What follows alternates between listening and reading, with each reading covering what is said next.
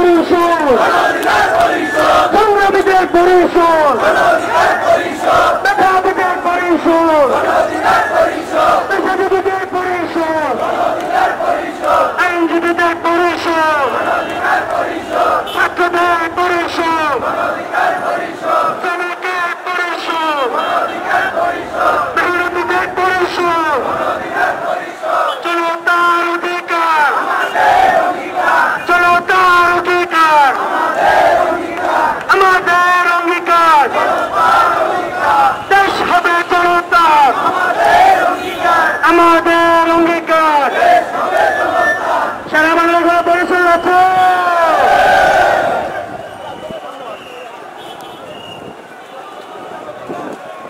এই সারা বাংলা কোনো পরিষদ আছে, এই সংগ্রামীদের পরিষদ আছে,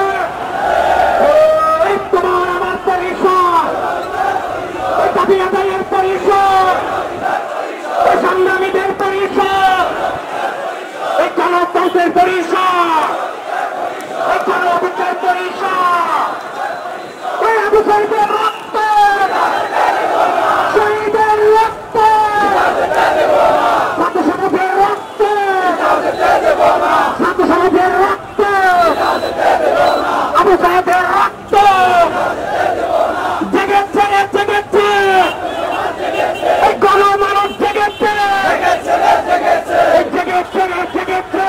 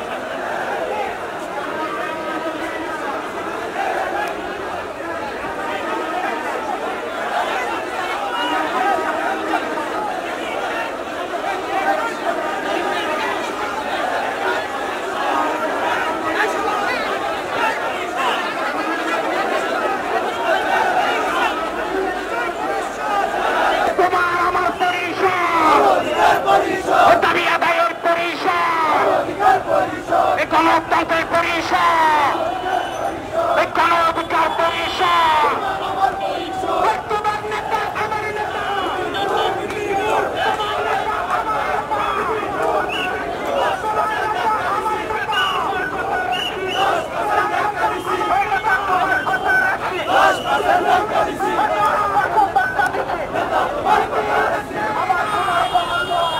মতো স্বৈর শাসকের জন্ম হয়, সেই মাটিতে স্বৈর শাসক হাসিনার মতো স্বৈর শাসককে নামানোর জন্য বিপিনুরদেরও জন্ম হয়। বিপিনুরে শেখ হাসিনার জন্য একটা উভয় সংকট। অন্তর্বর্তীকালীন সরকার প্রধান ইউনূস বিপদ তাড়ানোর জন্য যে দোয়া পড়তে হয়, সেই দোয়ার নামও ইউনূস। হাসিনা করেছে উভয় সংকটে।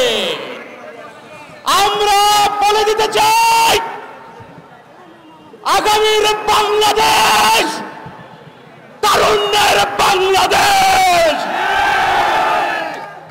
আগামীর বাংলাদেশ ছাত্র জনতার বাংলাদেশ, আগামীর বাংলাদেশ বিপিনুরদের বাংলাদেশ।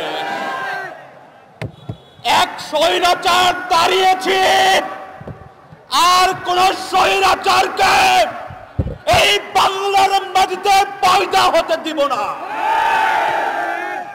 ক্ষমতা শিয়ালের মুখ থেকে নিয়ে খাটাসের মুখে দিতে আমরা রাজি নই।